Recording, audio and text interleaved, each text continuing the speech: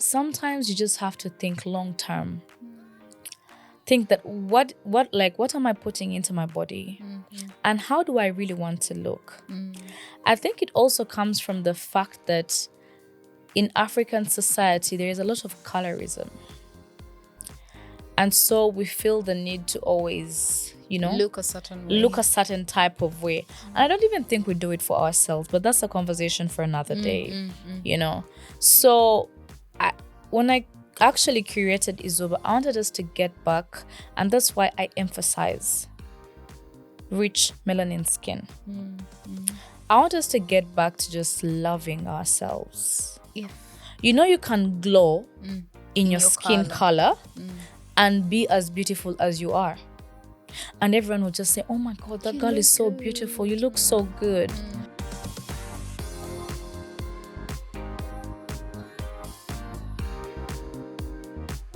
Hello and welcome back to Behind the Business. My name is Judith Kawahinda and I'm so excited to have you here today on yet another episode of Behind the Business.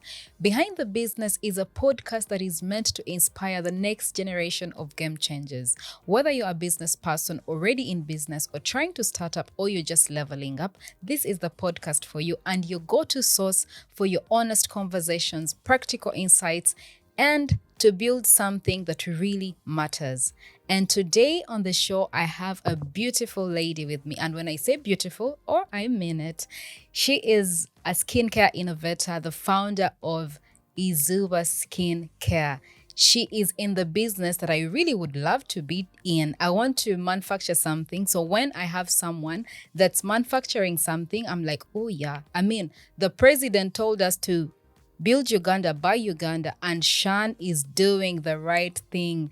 And join me as well. We welcome Sharon Keza on the show. Hi, Sharon. How are you? Hi.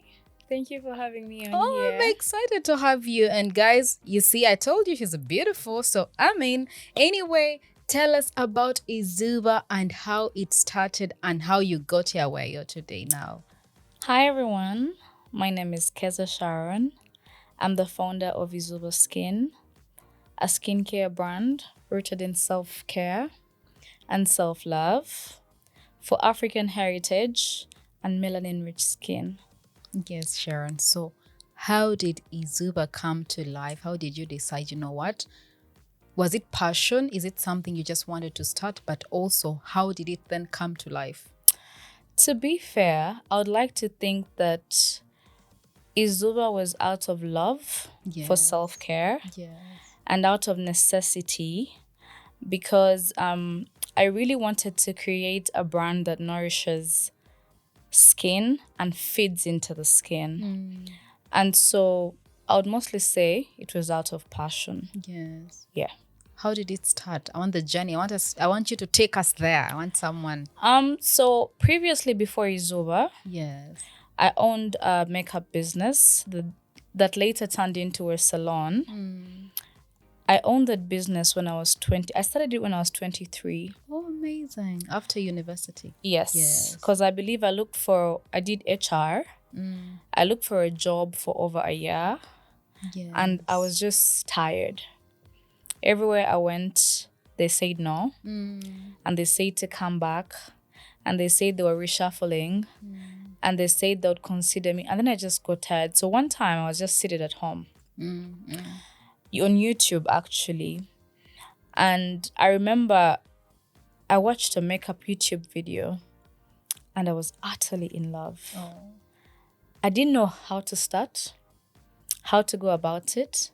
But I remember when I watched that video, there and then, it was almost like... It spoke to you. Naturally. Yes. I knew this is what I wanted to do. And so I went ahead to go to... there was a school at Kampala Boulevard at the time, around, let's say, 2017, called Paramount. At least they had favorable charges at the time. And so I started there. And from there, I went and I interned for another makeup artist. Yes. That's quite famous right now. But I was there for a short time. While I was there, I think I created my logo, Glow by Keza, Yes. for the makeup studio and the makeup business. And I just decided I would start where I was with the little that I had. Yes. Because initially when I started, I was just like a mobile makeup artist. I used to go to people's homes. At the time, I was doing video shoots because you're trying to get yourself in anywhere just Your for PR, your visibility. HR, your everything, You want people to get to know you and to get to know what you're doing. And so sometimes you'll even give freebies. Yes. You'll do work for free, and maybe they'll just give you like lunch and transport and stuff like that. So when Glow by Keza, I don't like to say failed. I like to say when we took a break Yes. from Glow, because I haven't completely closed And you myself. still have the talent. I haven't completely closed myself off to that. But at the time when the business closed, I was completely overwhelmed. As I can imagine. I think that business particularly failed because I expanded too fast. After COVID, I got some money and I didn't give it much thought. Yes. In my head, I'm thinking, I'm already in the makeup industry. Yes. How difficult will it be for me to just join hair? Yes, to make a salon. To make a salon. So I didn't think of it. I didn't think much of it. I was just like, I have the funds. I have the art for interior design. Yes. I was like, the rest of the things will come naturally. And oh boy, was I wrong. Sorry. But that's okay. You still have the talent. I was overwhelmed. I was paying rent, utilities. I had almost 4 workers at the shop. Yes. And then even the money wasn't coming in. It wasn't coming in. And for months and months, which is a mistake that most business people shouldn't do, is I was paying out of pocket. You're getting your personal funds into the business. You know? And then one time I was just stressed out. You have your personal bills. Yes. Where you stay. You have personal commitments and responsibilities. Yes. And then there is a business that you're literally keeping up appearances for. Yes. I just sat down and I said, this must end, and it must end today. And I communicated to whoever was employed with me at the time that I said, guys, this is not working out. I'm sorry. I really would love to keep doing this, but I'm just not managing well. Yes. Could it have been maybe marketing also? Or aren't you marketing it enough, maybe? I think I was marketing enough, but I think the location in which I put it. I had high expectations. Yes. And yet I had entered a building that was enclosed. It didn't really have much walk-ins. Yes.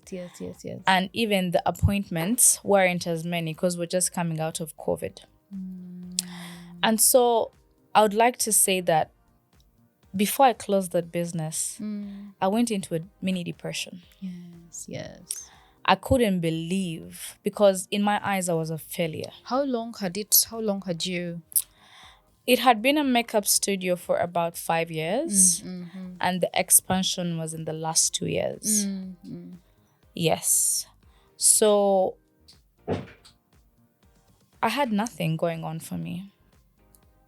I decided to take a break because at the time I felt like I had a creative block, I like to call it. I'm sorry, but that's okay. When you're frustrated, you naturally fall out of love with something.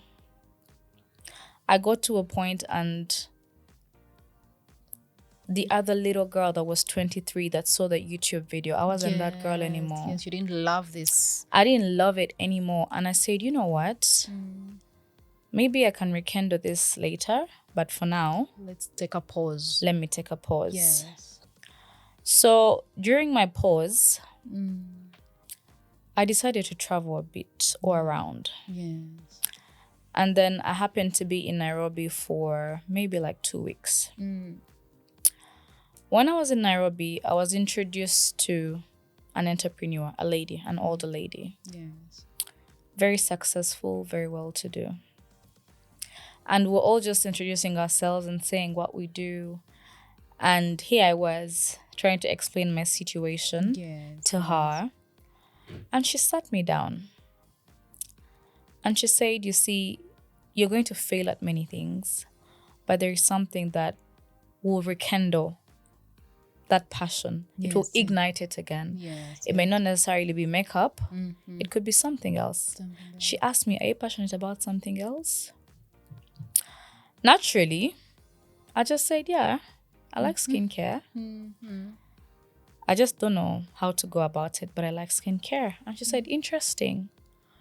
What type of skincare do you want to join? And to be fair, at the time, I didn't have an answer.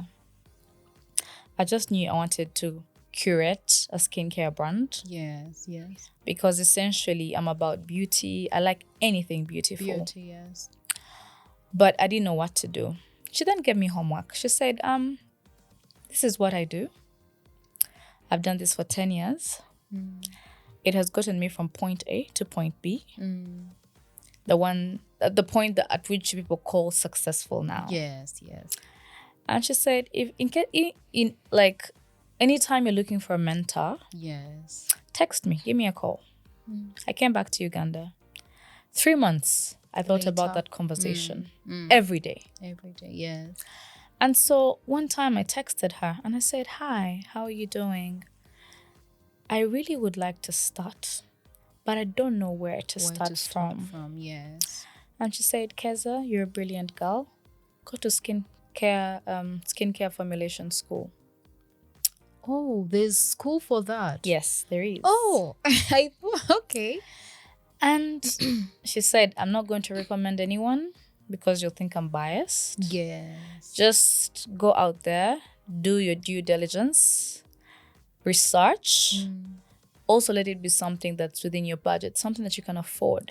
Yes. Something sustainable. And so I did. I looked online. And by the way, there are very many didn't know there were online schools formulation schools. For all types of formulation. I thought people take things like to China and then they make for them and bring them to Uganda. Some people, yes.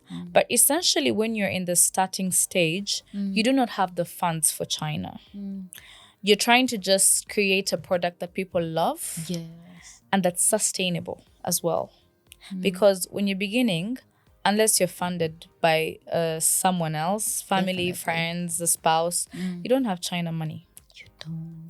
And even if somebody wants to help you and support your dream, yes, they have to find that you have already done something by yourself. And then they can start from there. So when you have shown someone that you have started, and there is progress, even if it's very slow progress, it's still progress. It's still progress. And then they're willing to now jump on board. That's when you'll start to hear, oh, can I partner into your business? You start to get offers of partnerships and stuff like that, silent investors and this and that.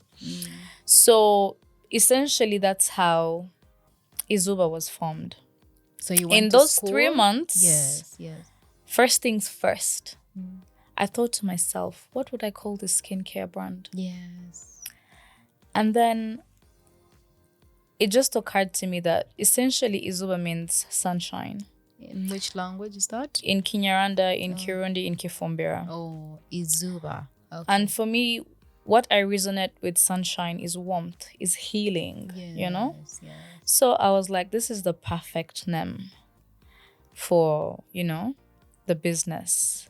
But of course, there's a lot that goes into it. It's not just something that because you have wishful thinking, yes, it will come to life. There's a lot of planning, execution, which is mostly the problem. But essentially, I got the courage, went to school, learned what I learned, got a certificate. How long does it take? How long does the school take? It took me 9 months for what I wanted. Literally a whole year. Yes, for what I wanted. But in case you want to add on, because you can advance. You can advance from that and do more. A degree or something. And do a degree, a diploma, and do more. And so those consist of like very many complicated different things. But where I was at, I just basically wanted to learn about whipped body butters. Yes. Creating like body oils. That's where I was at. Yes. And I found them intriguing and interesting because I didn't know there were just like natural brightening agents like kojic. Natural from like plants and stuff. Yes, natural brightening, essential oils, healing agents like honey, like jojoba. I didn't know about that because you, besides just learning about ingredients and self ingredients, you also have to learn safe percentages when you're creating it. You have to learn that, if I put too much of this, too much fragrance, too much essential oils, essentially it becomes. So you literally become a scientist. Yes, because you have to measure. Each time you're curating the product, you like have measurements. So you do this yourself, or you have someone that does this for you? Well, I know how to do it. Yeah. But at the moment, because we're just working out from my kitchen in my home. Oh, amazing. Oh, that's good. I have a helper. Yeah. Like someone that is sort of just giving me direction because it's a new business. But so far, so good. So good. So far, so good. We bless the Lord for that. So Shan, in a market full of different skincare brands, how do you manage to stand out as a startup? First of all, when you are creating a product, yes, you're solving a problem. Amazing. So you are supposed to know what your niche is. What are you bringing to the table that is not already existing? Because essentially you get a problem and you're trying to solve it. So for a long time, previously, I remember in 2018, I bought some products that were Ugandan made from a lady, a cosmetic lady. And I got a very bad reaction to them. And when I got a bad reaction to them, it cost me time and money. Because I had to go see a dermatologist. Yes. And it took me about, I remember, like 15 facial treatments. What? To get my skin back to a good place. I have the evidence for that. Oh my goodness. I then got to know that I'm allergic to some chemicals that she was using. And so in my quest to want to own a skincare brand, essentially I wanted to create a product that first of all is safe. Yes. Second of all, that is 100% organic and natural. And third of all, that is rich for melanin skin. Because essentially my target audience is African skin. Yes. That is what my focus is on. So I think you have to consider 4 things. The why. Why are you creating this product? That's the problem you're solving. The vision of the company, like I said, safe, natural, and nourishing. Oh, nourishing. Yes. Safe, natural, and nourishing. Yes, safe, natural, and nourishing. Because of the experience I had before. Yes. And then the next is the when. What are you offering? The problem that you're solving, what benefits does it come with? When you explain this to first-time customers that have never had your product, is it relatable? Is it something they would be interested in? And I find that the market in Uganda has slowly started crossing over from using synthetic products. Mixed things in town. All these things, I won't even mention names, I'll be sued, but names, I know. all these products that, people want to use, people are moving from them because we're also starting to know just the use of using natural products. Natural products, yes. And I think after the when is the what. What is it that you're bringing onto the market? What value are you adding? And then is the how. How is it made? How are you marketing it? So when you sort of have those 4 and you answer all of them, because essentially people just they connect to realness and intention. And relatability. When you're selling a product, it's not really just about selling, it's about connecting. For someone to watch your story out there and be like, oh, I can actually use this. Or because you've explained the benefits, you've explained what ingredients are in the product, you've explained what problem you're solving. For example, currently, I'm trying to formulate a body butter for eczema. Oh, that's good. That's Something good. that would really heal. Because I find that some of my customers, they have all types of eczema problems. Yes. And so when they use products that have fragrances, they flare up. So initially, I didn't even know that. I thought eczema is like something that usually like babies have and stuff even like adults that. have it. But full-fledged adults actually are suffering from Eczema. this. I sell eczema things a lot in the pharmacy. Yes. Yeah, and so it gave me something to think about. Something that initially I didn't even know where to begin. But now I'm in the process You're in of the that. process and you're learning and you're, Yeah, I'm like teaching myself and researching more and, because you want to be able to cater to everyone. To everyone, yes. And definitely. everyone's needs. Yes. Since you're in the business of problem solving. And you're here to empower others, look good and look Feel amazing. good, glow. Yes. So Sharon, when it comes to monetizing passion, do you believe that this skincare brand that you're beginning is something that is coming out of passion, or is it something that you're doing, okay, of course, for the sake of business and making money? And would you advise someone to monetize their passion?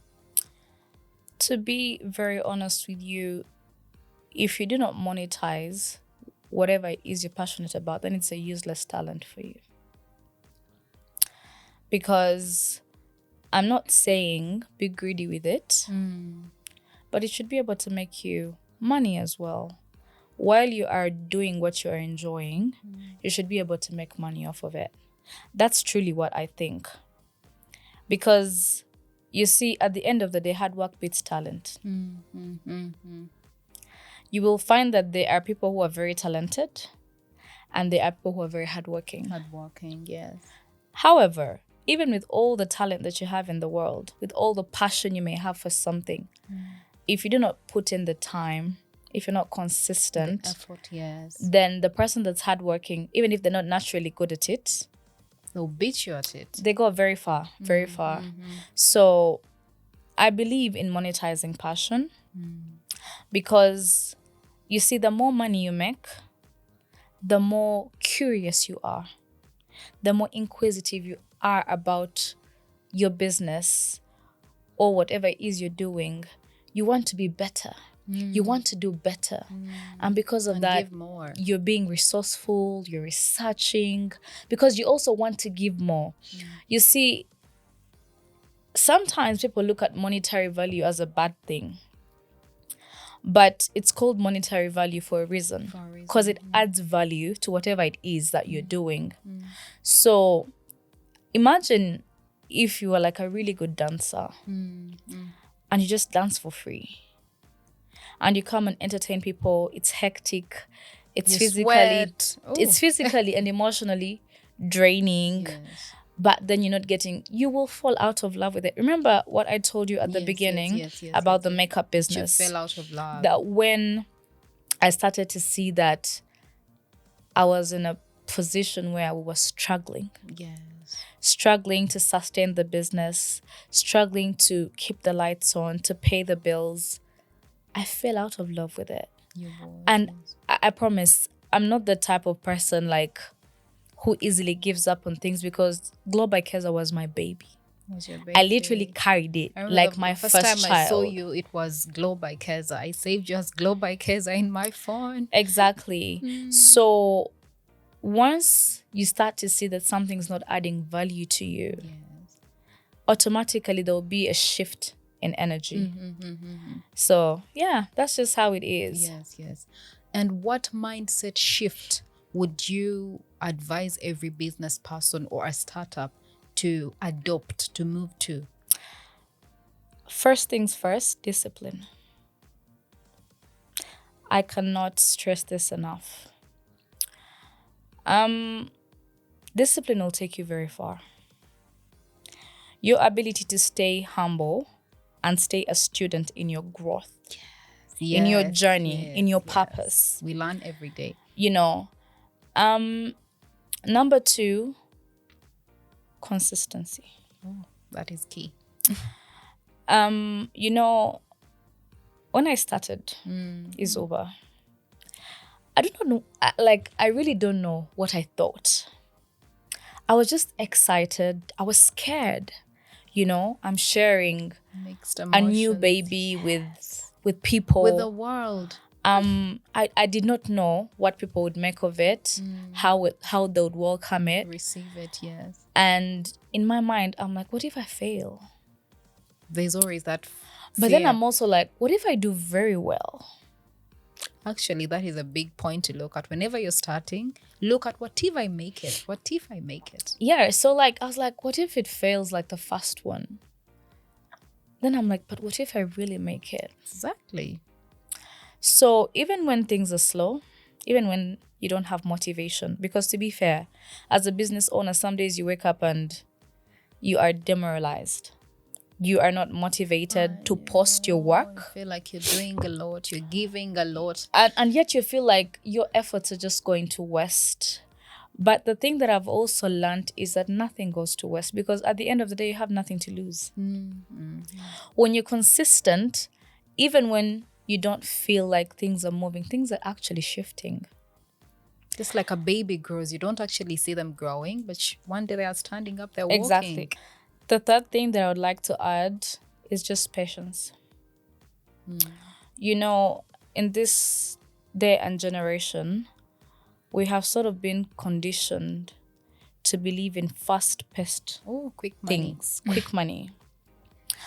And something that I've learned over time as an entrepreneur, to be fair, is that ease is a greater threat to progress than hardship. When you go through some difficulties, you're able to get character development.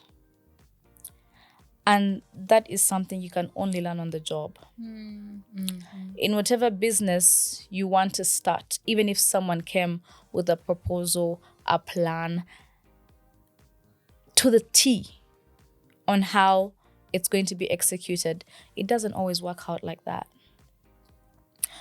It's like a baby. It's the process, the journey. It's a process, yeah. So you just have to learn to be patient and also give yourself grace, because you can't have everything figured out. I know. Treat yourself with grace. You know? You know how they say Rome wasn't built in one day? That's how you look at it. It wasn't. And if you're going to build an empire, you're going to fail many times. But among the failures, there'll always be that one thing that you suddenly become good at. Yes. And you become good at it because you have been resilient. You have learned the ins and outs of the business. And the knowledge that you've acquired, no one could give it to you. Not if at you school, failed, yes. Not in a book, not anything. But from your personal experiences, yes. Yes. I think it's also important to pray. Definitely. Number 1. Prayer shifts things, you know. Especially in this day and age, it's important to pray over your life, over your businesses, because you never know the people that you're meeting, their intentions. But I think lastly and more importantly is to always be teachable. A humble spirit, a teachable spirit. When you're teachable, you're open to criticism from your clients, from your friends, even from people who don't know you. And sometimes people won't even just like you.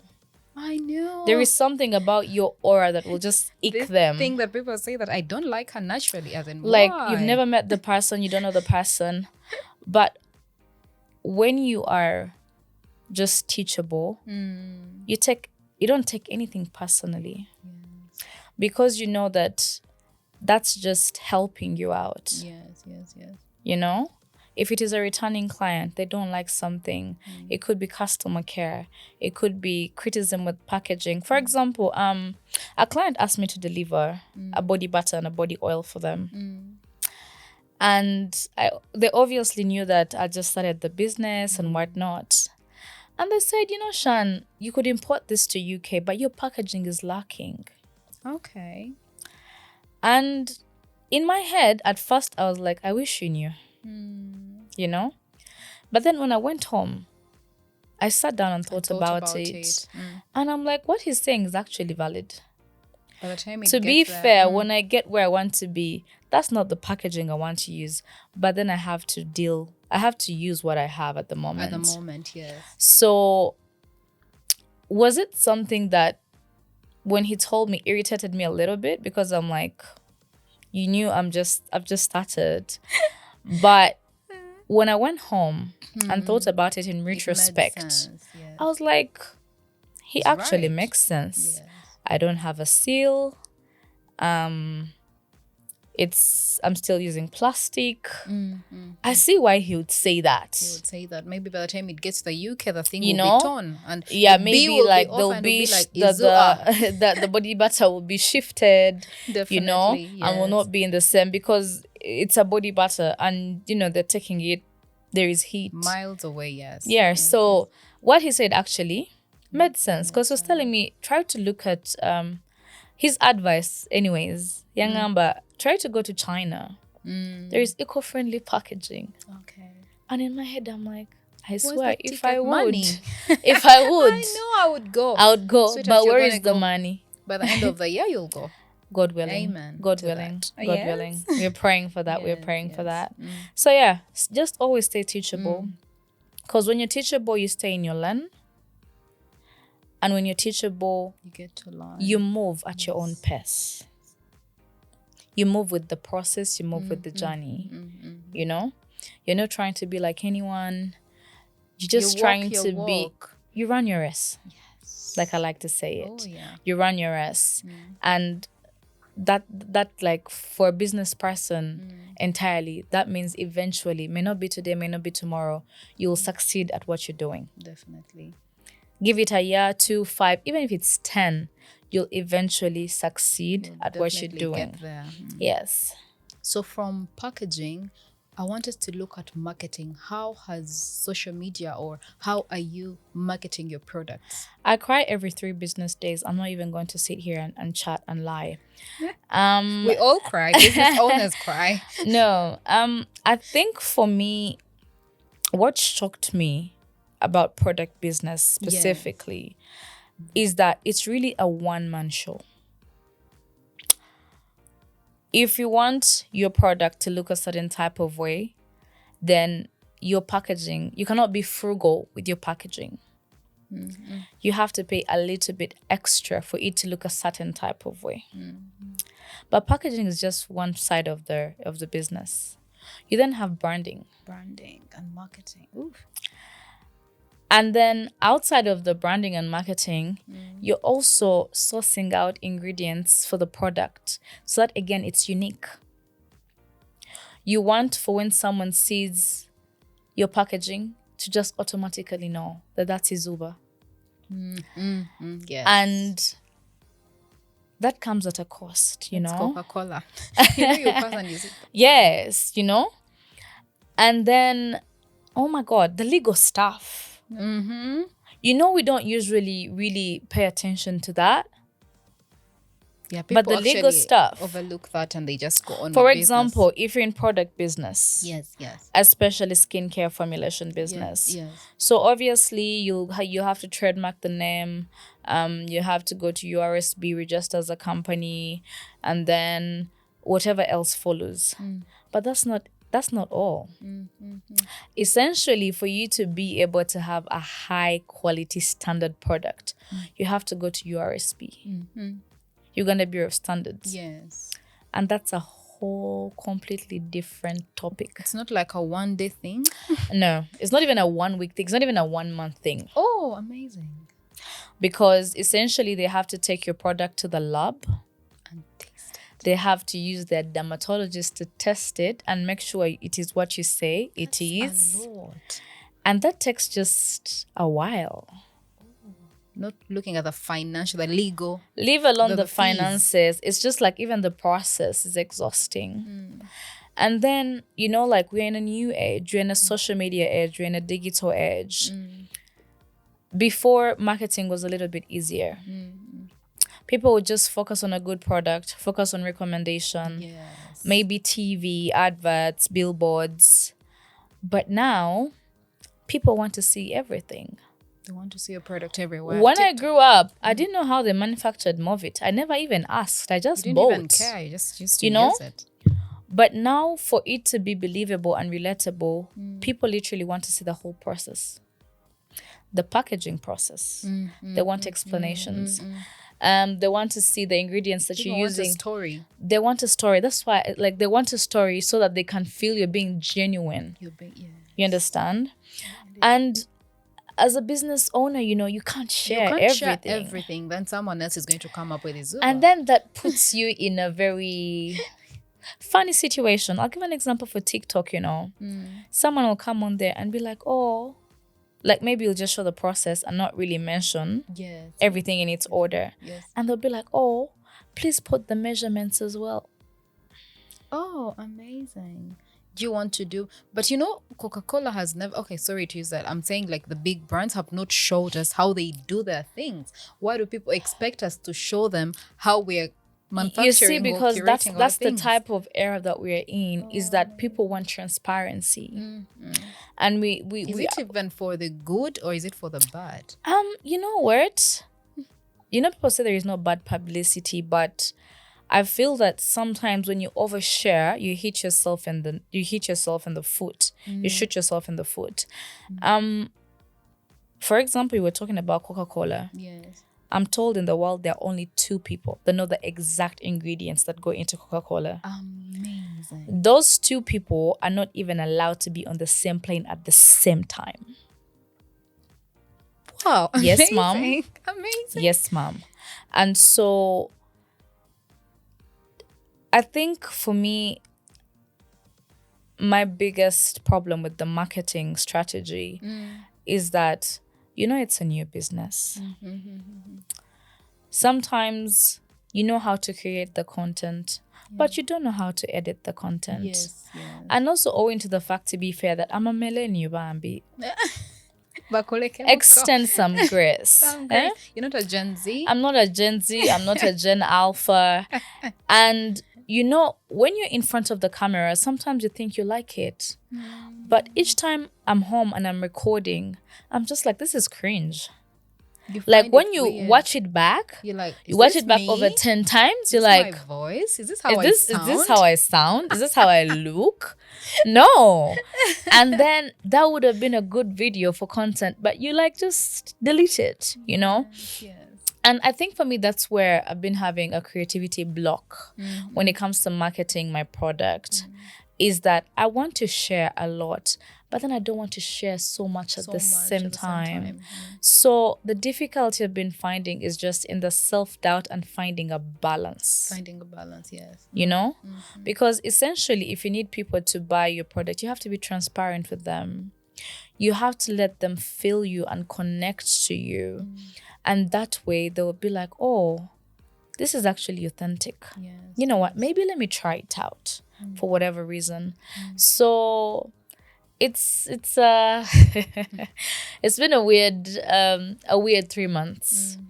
But you do the best. You do the best that you can. Is a big thing, and Thank you're getting you. customers. I follow you. I see the reviews. You know what? I think it's just good. I think it's God's grace too. Yes, it's working out. To be fair, I didn't even expect for men to be very interested in my product. Men are using your products. They love it. Oh, that's good. I think some of my biggest customer reviews, returning customers, of course, the women naturally will love it. If you understand what organic body butters are, how they nourish your skin, how they repair the elasticity of your skin, how they rejuvenate. They literally breathe life to your skin, into your skin, you understand? It's like a love letter, but to your skin. Oh, She makes the lotion feel so good to use. I'm getting one after the show. It's like a love letter, to be fair, but to your skin, you know? Yes. You're loving yourself and in the most intimate way because you know that everything you're using is safe, is natural, and is going to propel you for the next years to come. Shan, I think this is passion. The way you talk about Izuba, oh my God, everyone wants to just grab a piece for themselves. It's just amazing. You know? And also that whenever, I think for me, what has pushed me through the last 3 months is the small wins. And recognizing them. The ability to recognize them.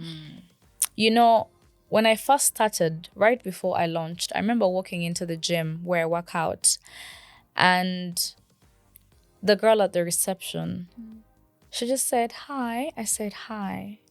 She said, I'd like to buy your product. I didn't actually think she was serious. And she said, you know what? I'll give you my money. And when you launch, you'll just bring whenever you launch. Because I told her we hadn't yet launched. And then the recommendations that just keep coming after, how people feel, how they relate with the product. They're like, oh my God, it's so hydrating. It's so moisturizing. It's so nourishing. And there are disadvantages to that too. Despite the, you know, the compliments and the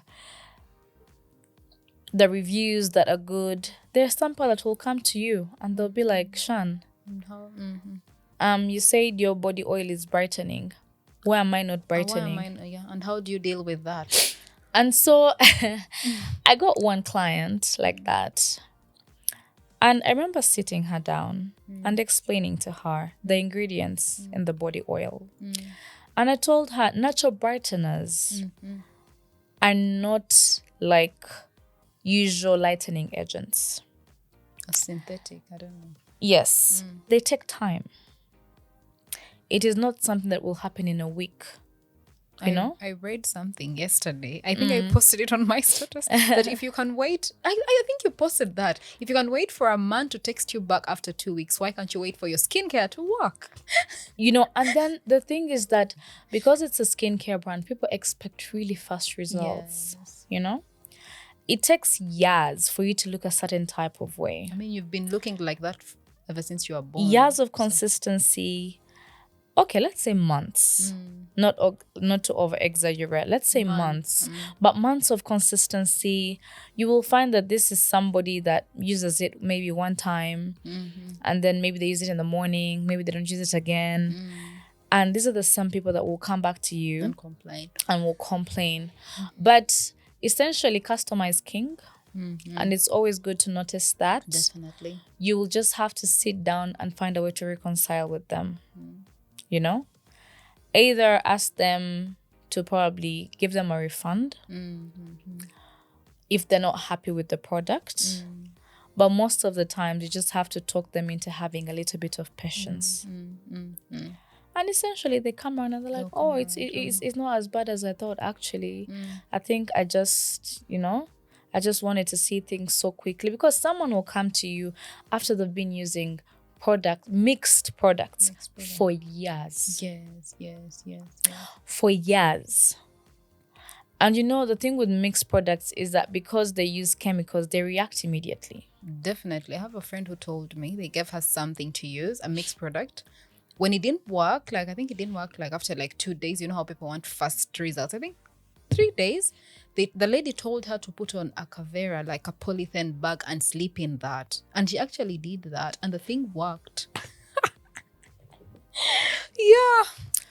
You see, the problem with women is that sometimes we're very gullible. And I'm sorry to say this, but sometimes we're also very short-sighted. When you're using, to be fair, I've used mixed products before. I'm not even going to sit here and lie. But essentially, you find that you use it, you lighten. If, let's say, you don't have money that month, you darken. You go back. You get white spots. You get white spots. It's just it's crazy, and also the way your skin usually reacts. Sometimes, like in my case, you will get a reaction. You get acne. I've never had acne, not even as an adolescent actually, but it shocked me. 15 weeks into using mixed products, you got acne. no 2 weeks into using the mixed products, I got acne for 15 weeks. Saw a dermatologist and he said the only way, Sean, you can take care of this is actually if you come for a facial every weekend. Ooh. The money to do that, you don't even know, but you're just used to having a good skin, so you can't relate, you know? So sometimes you just have to think long term. Think that what am I putting into my body? And how do I really want to look? I think it also comes from the fact that in African society, there is a lot of colorism. And so we feel the need to always, Look a certain way. look a certain type of way. And I don't even think we do it for ourselves, but that's a conversation for another day, So when I actually created Izuba, I wanted us to get back, and that's why I emphasize rich melanin skin. I want us to get back to just loving ourselves. If You can glow in your skin color and be as beautiful as you are. And everyone will just say, oh my God, that girl is so beautiful. You look so good. You don't need to look a certain type of way. If you have glowing skin, you have glowing skin. That means you just look good. You look like you take time and take care of yourself, and you love yourself. Because essentially when you look good, people just automatically assume you love yourself so much. You're taking the time to take care of yourself and the efforts to take care of yourself. So I think it's just a culture that we should normalize. Normalize even teaching our children, teaching our siblings that if you're dark skinned, it doesn't change anything. Yes, you'll still you look are beautiful in your skin. and you will glow. Because to be fair, in my years of living, I've seen some really beautiful dark skinned girls that even when I'm in the same room with them, I'll be like, have you seen Bettina? Girl, she looks amazing. She's so pretty. And there are many people like her. But because society sets a certain standard, we start to think, you know what? Maybe if I actually just lighten a little bit. I shed lighter. And the funny thing is once you start, you don't stop. You actually don't stop. It's like surgery. Once you start, you don't stop. It becomes like this addiction. And then I remember there is a girl. She's also into skincare formulation, but lightening. Back in the day, I used to work with her because she was in a different type of business. I look at her sometimes and I'm like, why did you do this to yourself? Like, really, why do you do this to yourself? No, it's something that's a conversation for another day. No, but I know. That's all just because society has set a standard of how things should be, how we should look, or because peer pressure, people want, like, these people are in fashion and but when you're just elegant, you're in fashion forever because you are yourself. You don't need to be like anyone else. Aishan, what are some of the challenges you faced early on and how did you push through? By earlier on, do you mean like in the previous business that I have changed in the new business, or I think the new business? You should give us both so that someone who is in business and they're planning to quit should not quit, and someone who is starting up should know that this is what I might face, but I have to keep going. I'll start with the mistakes I made with Global Kaiser. Yes. I was financially illiterate. That's a big deal, by the way. Yeah. I honestly did not know how to separate my business funds from my personal life funds. Yes. And I think I just always had this mentality that the money will always come. Yeah, and most of the young people there will be more clients tomorrow. They'll bring more money anyway. The failure of me to differentiate between profit and capital. Oh. It's not the same. I know, and I'm like, oh. And it's easy for you to get tested when you start making some money, and some real money. I think you should have an accountability partner in business. Yes. It So helps. that I think, because of how I mismanaged the funds previously in my new business, I was very keen on opening a business account. Because the business account helps you know how much is coming in and how much is going out.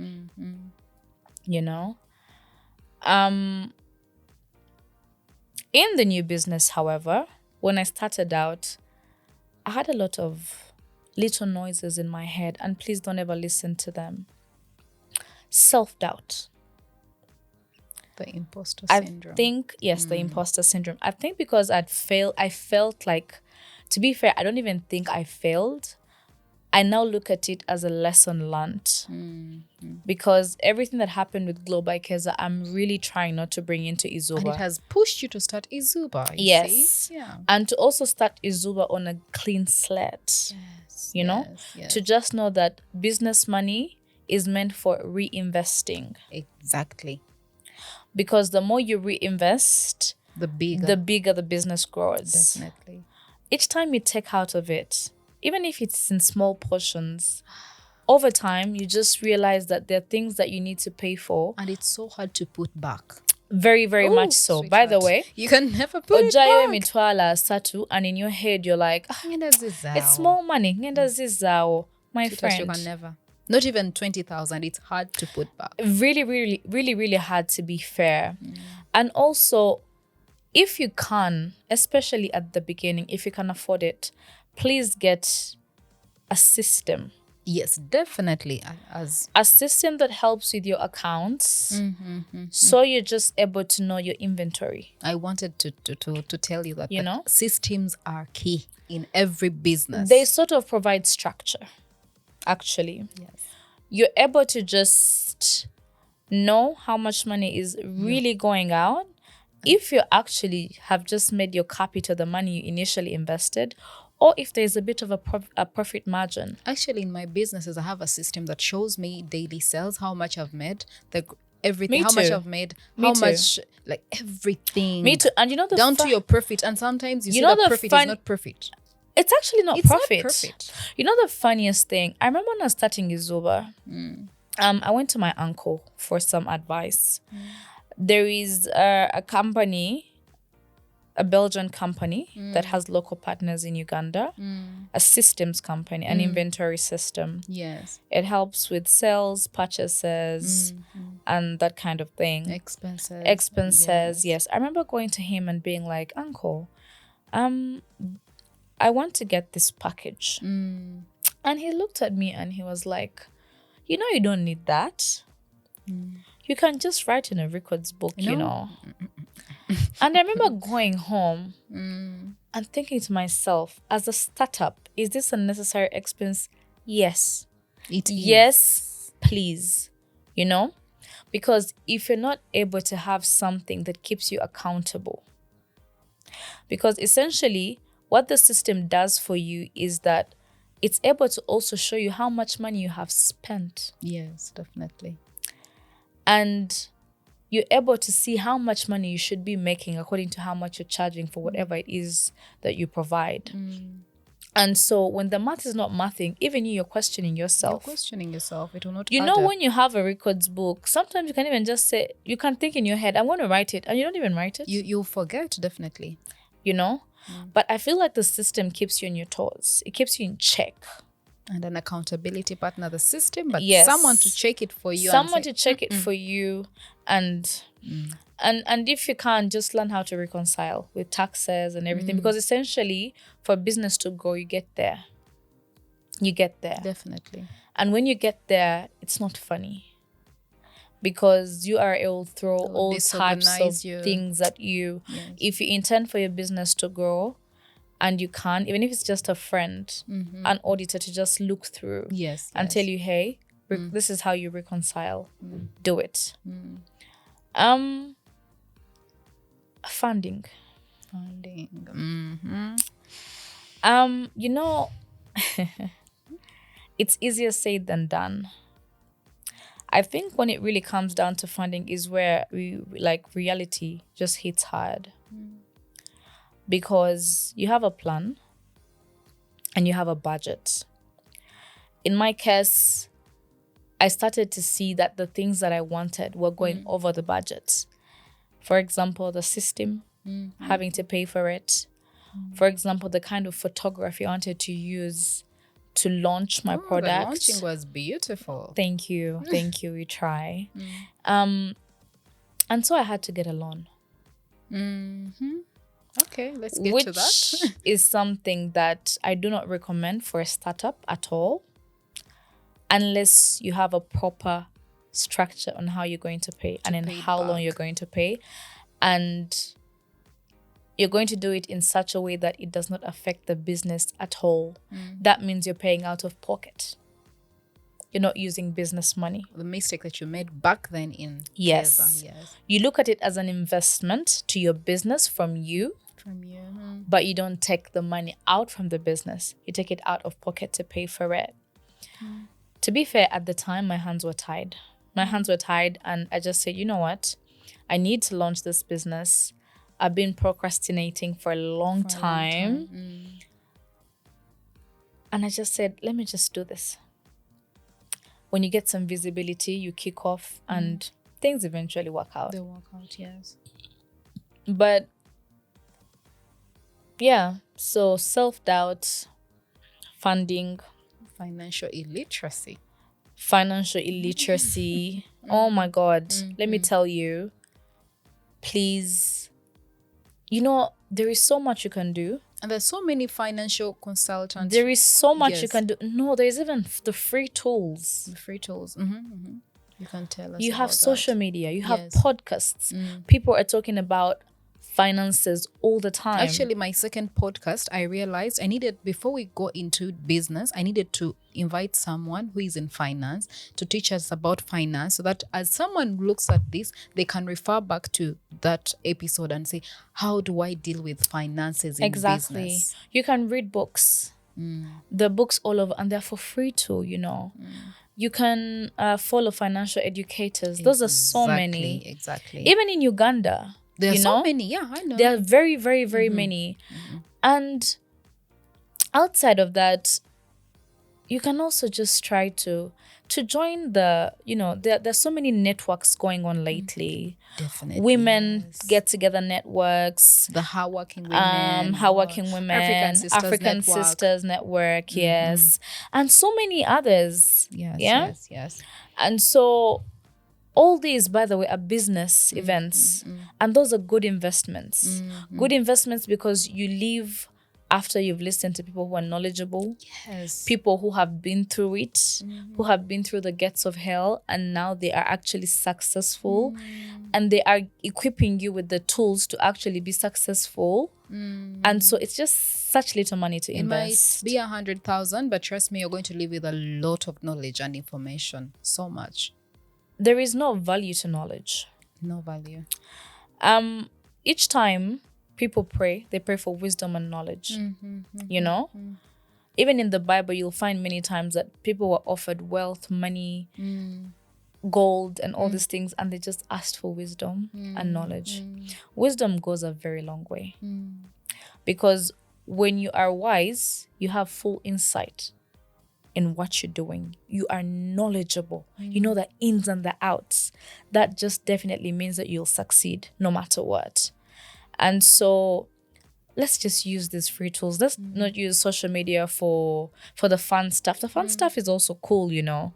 It helps with boredom and whatnot, but let's also use the time to teach ourselves some things. Especially if you're a business owner, if you're looking for a side hustle, if you're looking to start a business but you do not know where. By the way, all that information is actually on the internet. And actually on that, what kind of businesses would you advise people to start up? Because people have money. I've gotten people that come to me like, Judith, I have this amount of money. What can I do? I have this much. What can I do? I have limited resources. What can I do? What kind of businesses would you advise people to start? When it comes to limited resources, I think for me it is to be resourceful and research. Back to knowledge. Knowledge is power. Before you start out anything, don't get excited. Because everything is easier said than done, you know. Please research. Research before getting into whatever you want to get into. Don't think because Judith is successful at it, you're going to have the same luck. It doesn't work like that. You need to be well equipped before you invest your little money into what it is you want to do. When it comes to people with money wanting to invest into businesses, I think one, they should consult financial advisors, people that know how to invest properly, because sometimes you don't even need like an active business of sorts. You need to invest in something that can just keep your money as it grows. It could be bonds, treasury bills. Yes, treasury bills. It could be a unit trust, depending on the percentage that you get for yourself. But in my opinion, that's better than real estate. I rather have a unit trust because if I'm to build apartments, You have to deal with repairs. leave alone dealing with repairs, it would take you over 10 to 15 years to actually recover your initial amount. You understand? Most times, leave alone the areas that are lucrative, the new areas, the suburbs these days, the ones that hike the rent unnecessarily and no. If you're going to build your apartments, let's say you have your money, you're going to build like in Manyangwa, Gayas. Okay. No more rent for a double room, a one-bedroom apartment is 250,000, 350,000. And you have used over 250 million to build those apartments. How long do you think you'll make a turnover? It will take you a while. And then, like a car, to be fair, it's a liability as well. Repairs, this, that. So rather than do that, you rather go to a financial advisor, ask them how to wisely invest. Because it's not even about just the investment. It's about investing wisely. If you're somebody that follows crypto markets, go into that. Look into that. I know a lot of people, kids in Dubai, even here, by the way, people that you never thought would be anything, that bought their coins maybe 5 years ago, 10 years ago, that are now making crazy money. I think it's really just about knowing what it is you want to invest in above everything. And I've also come to a realization that being loud is not being powerful. Slow progress is progress. Understand? Even if you're growing slowly, You're still growing. you're still growing. But you don't realize it at the time because you're short-sighted. But essentially, you see that things are shifting. So when it comes to businesses, I actually advise people to try boring businesses. Okay. Yeah. It's boring businesses. Boring businesses is the business that you're not very passionate about, but a business that will make you a good amount of money. And that is what matters, money. You know? So the thing is that, like, for example, us women, we will be in a saturated market. We are all, let's say, in skincare. Makeup. We are all in makeup. Jewelry. We are all in clothes, fashion. Bags. We are all in bags and shoes. But essentially, there is other things that you could do that would make you so much more money than that. And passion alone isn't enough. You said that. You said hard work beats talent. Yeah, passion alone isn't enough. You have to treat any business, even a startup, as if it is already a big business. That's big. You know, every time you think of your business like you have already made it, essentially you make it. Yes, you do. Amen. You understand? Because you're using the tools of somebody that has already made it. That's knowledge, by the way. If you're watching this, go back and hear what you just said. Clock that. Yeah. So Oh, yes. Oh, it's big. boring businesses. I was just talking to you earlier before we started, and we're talking about, and I was telling you how I really would like to do like a laundromat, which we don't even have any here, We to be don't. fair. A place that instead of you dropping off your And then clothes you have to come back and at a pick laundry them. place and then you have to come back and pick them, why not just open a place where there is a dryer and a washer? And then you can just put your money in a certain place, just like the way you pay for parking tickets. Yes. You understand? It's a boring business. It's not something that you say, oh my God, I'm excited. I own a I laundromat. know. No. But the money is sweet. The money is sweet and it's gonna And come it's a lucrative business. Toilet paper business. We all need toilet paper. for the rest of our lives, by the way. Don't we? Broke. Like whether you're well to do, whether you're not well to do, Definitely. everybody will need toilet paper. And you know the thing that I'm even starting to notice? The people manufacturing toilet paper, they have certain target markets. They do. People will walk into a supermarket and a certain demographic will buy Euro Silk, like myself. Oh, definitely. Myself as well. You understand?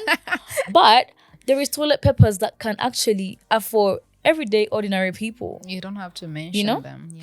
So no, like that But it price. makes When you sense, look at yes. the price, you're like, what are these people using? So they just put like the pepper in the water and then roll it around and make a tissue or something. But yeah, But they're using it. They're buying it. no, like there is actually so much that if you sit down properly and think and not think just about what we're passionate about, think about businesses that actually make money And things that we need on a daily and then basis. essential everyday needs. Thank you so much. You know? And when I say everyday essential needs, I don't even mean like bakeries. I mean like toothbrushes. You know? We're talking about sanitary towels. Yes. You know? Those are businesses that they'll never go out of style. I have seen Always from the day I was born until today. I know. And there's some other brand, Feathers. You know, for the longest time, I'm not even going to lie. I think until I was at university, I thought Always was the only pads Myself. in this country. And Feathers, something like Feathers. Yeah, but then people would just always buy Always. Always. Myself, like you find yourself buying Always. Always. You know, like just how It's also branding and marketing. no, it's of course it's branding and marketing. It's just like the way people call toothpaste Colgate. Yeah, and Blue Band, Prestige Blue Band. Even Prestige, they call it Blue Band. You understand? Definitely. So it has a lot to do, of course, with like branding and marketing for like. But then those products have been there for decades. The people who started to found them in the past, they even passed on I know. to next generations. And sometimes it doesn't even have to be a big startup. The knowledge on how to make a toilet paper is on YouTube. But we Thank are so you. blessed today. Oh my God. Yes. And that's why I was telling you, we have to leverage the free tools we have. Yes, Social we're so media. blessed today, yes. You have ChatGTP. Chat him Oh my or God, her app. It's almost as if we don't even need to go to school anymore. It's becoming something. You have else. AI. Yo, it literally tells you everything that you need As to in, do. it opens you up to a whole new world. Yes. I remember sometime I was on TikTok, and this is off topic, but relatable. And I was just seeing astrology and these, I don't know, your birth numbers that help you know. Yes. I don't know whether you're going to have a good year, get married, how you're going to have a good year, and these things, and tarot cards. And I just went to ChatGPT and asked. And they actually explained it in a way that I understood it well. A bit crazy, to be fair, but it makes understandable. sense. No, ChatGPT. Yeah, so like everything we AI. really have to We have the try tools. to use everything that we have, because we have a lot. We have a lot. Yes. We're not like those people in the 90s. There is so much you can learn, you know? She said the 90s. No, I mean like people who are already adults in Of the course, 90s, definitely. yeah. Makes sense. But yeah, so there's just so much. And to be fair, for me, I just think it above everything I have said, even with funding is really just about budgeting and planning. If you're going to start something, just try to stay in your budget. And it comes down to just being knowledgeable, to Seeking the trying as knowledge as much well. as you can to read. Read, seek the knowledge, watch the podcasts, listen to I mean, just do the research and And find the we knowledge. are so lucky that people literally always just tell us how they started their businesses, what they've done, the businesses that they have also done and failed at, you know? And we should really learn from really lean that. into that, and use it, because this generation has so much. We have Not so everyone much. can be a content creator. Not everyone is going to be an influencer. Actually, the person that I hosted recently talked Yeah. about that. She's like, guys, there's too much content in our faces. Not that everyone is supposed to be a content creator. Go out and do jobs that are going to give you money. It's not that everyone is a content creator. Content has become content. Yeah, so like sometimes you just even laugh. You have so much to share, but you don't even know how to share it. You don't know how to edit. You don't know how all these things, and you're like, why am I going But you through can get this? some help. No, you're like, why am I doing these things? And the help is expensive, my friend. The help is expensive. Oh, yeah, it is. So when you look at it, it's not budget friendly. No gamba. Bino Hata can be very cool. marketing a product job. Yeah, Anyway, so now when it comes to personal branding and products, yes, use money for that. But things like you're just doing content because you're like passionate about it and stuff like that, you can do that in your free time. in your free time. Actually, what I have exactly. come to learn is most of the people abroad, they have real jobs. They have real jobs. And they just do content over the later, weekends. after work. And that's balance. Because your real job pays your bills. And then Buys the data. whenever it is that your content blows up, then you can retire from your real job, You're right. Makes Yeah. sense. I mean, let's learn from that, guys. And definitely, I know we've had a lot, but I want you to give us at least 2 or 3, I don't know, just choose a number, pieces of advice, a piece of advice that you would give a young entrepreneur, someone who wants to start up something, or someone that's already in business, on how to thrive and make it. That's a vast question. It's vast. Oh, so But discipline. Whether you're starting, whether in the business, discipline is key, because discipline will take you a long way. Especially, it's like a cheat code. You know how people usually say, I'm such a mugaga na mukodo. I hear you. Mugaga na yetagaba sente.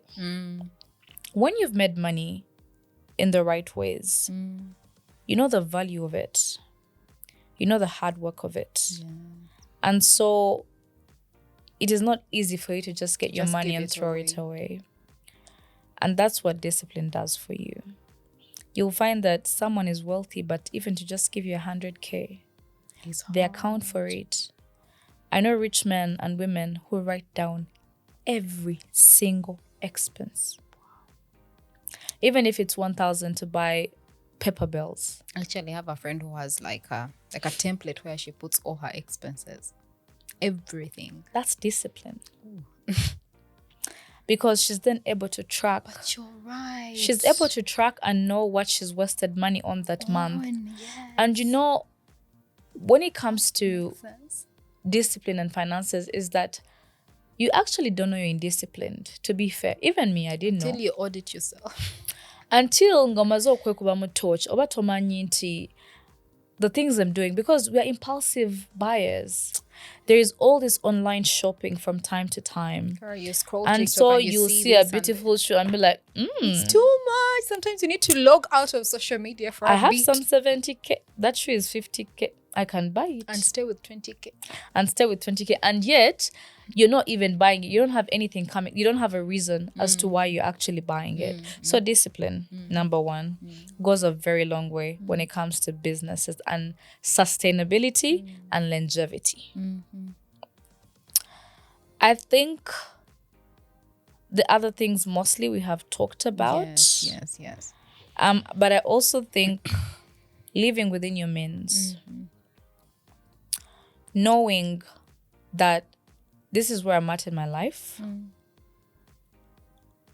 which essentially stems back to discipline, to be fair, but knowing where you're at and also being contented and happy in that place. Not comparing yourself. Comparison is the thief of joy. It is a thief of joy because you will try to compare with people who have already made money. Who have run, 10 years in business and 1 year Exactly. So just, I like to call it like just being in a state of gratitude.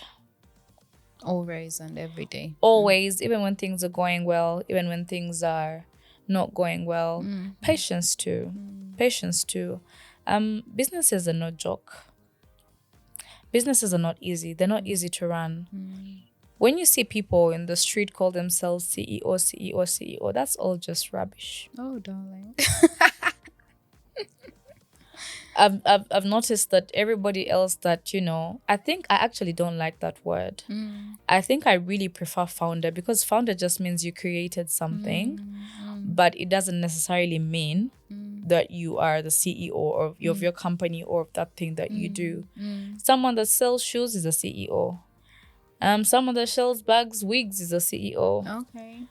You founded it. And it is your business. But you're not necessarily... someone is going to laugh at me after the podcast because I usually call myself CEO. No. They got me.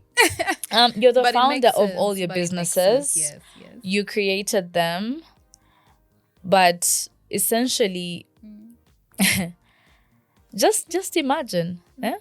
That means if you're the CEO, you're supposed to be paying yourself a lot of money, Okay. And to even get to CEO status, there is structure for it.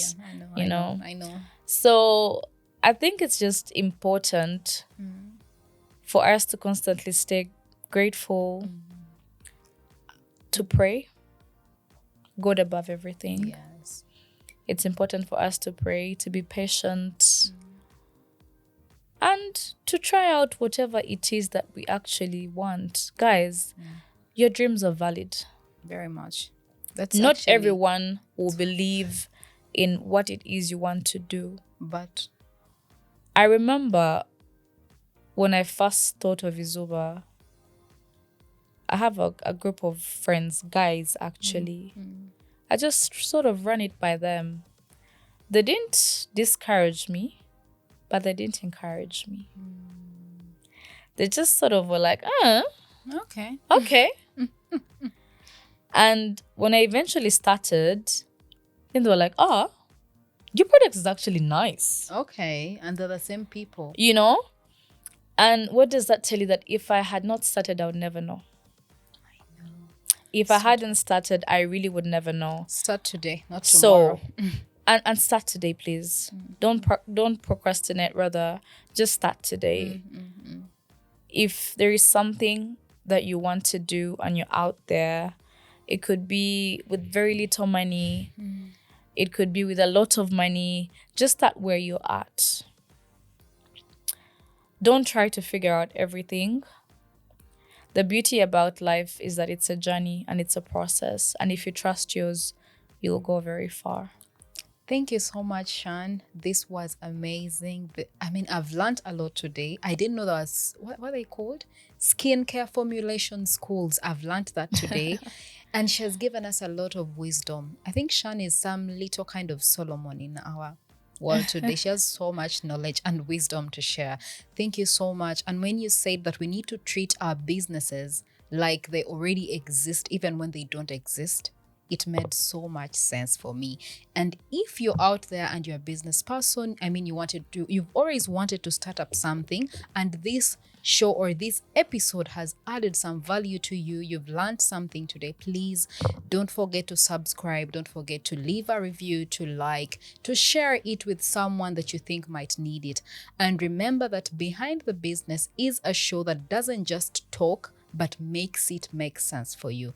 Thank you so much for watching. See you next time.